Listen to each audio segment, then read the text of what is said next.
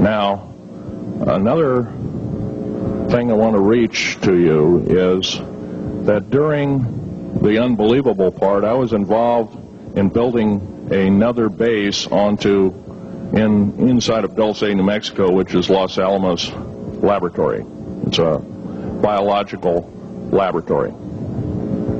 On the southwest part of the Archuleta Mesa, we built an underground facility, a better part of 3 cubic miles hollowed out underground. Then to the southwest of that, we were in the process of the early stages of building. We drilled 4 large tunnel-like holes. Some of them ran 2.5 miles under the surface. Number of the original wells or drilling machines that were used were at the rate of up 2 miles a day. It was fairly rapid. The equipment kept coming up broken. So we wanted to go down, we wanted to send somebody down there, a human observer, or human observers in this case, to find out what was going on. Well, to our total surprise, first of all, the government knew all about it. They didn't tell anybody. When I saw Green Beret and Black Beret people encamped inside of our geologist camp, I knew something was up, the gig was up. First of all, I knew all about the alien agenda. I'll explain that in a few minutes. The large alien grays had been encamped there for as best as believed possible about 400 or 500 years. It had been one of their internal bases. And we drilled holes right on top of it.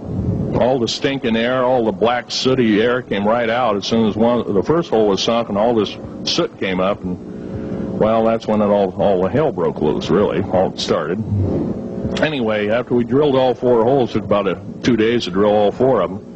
And when you build an underground base, you drill 4 basic holes, and you build called stopes or cross-member holes across, and you use blasting equipment, special blasting equipment by the analyzation of the rock formation, and you literally blast out or tunnel out or deflagrate or melt rock out to build the large rooms that are required for this underground base. Well, in this process, I was lowered down the basket of one of these holes, and about from me to this elderly woman here in the front was sitting a 7-foot-tall alien gray.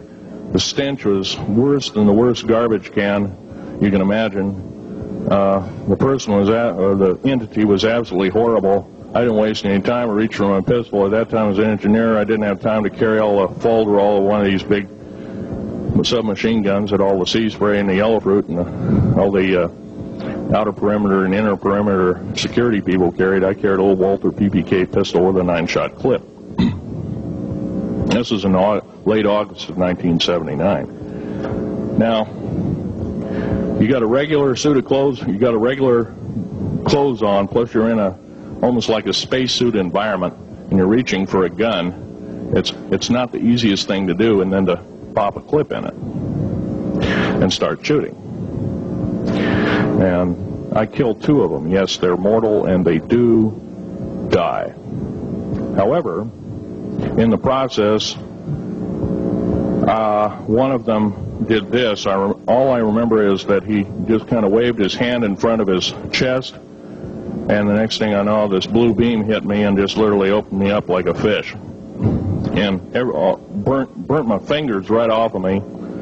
And it was some form of electrical force, because the kind of like being hit by a lightning bolt burned all my toenails off of me.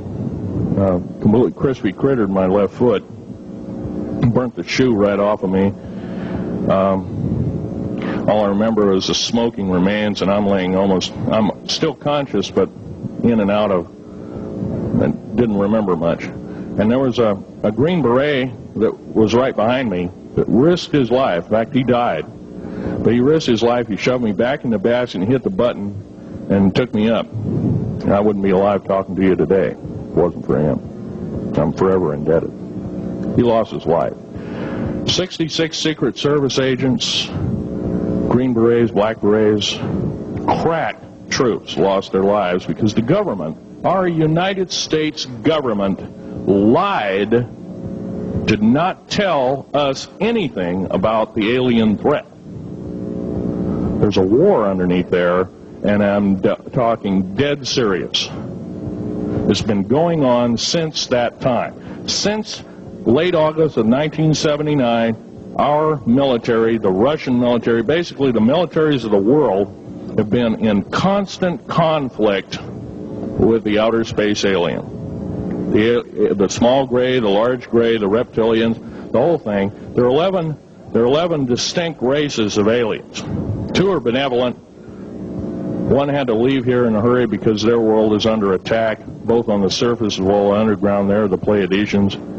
They're familiar. Maybe some of you are familiar with that. Would some of you raise your hands who've heard of Billy Meyer and some of the, very good, about half the group. Well, Billy Meyer is one of these lucky people that they figured, well, he's kind of a simple type, we'll show him everything. Well, these are the benevolent aliens, and they've been here helping us. In fact, I have a picture, let me reach for it here.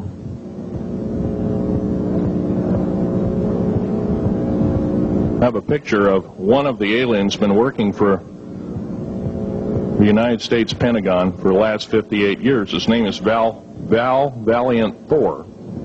He's right here. There's my father in the background.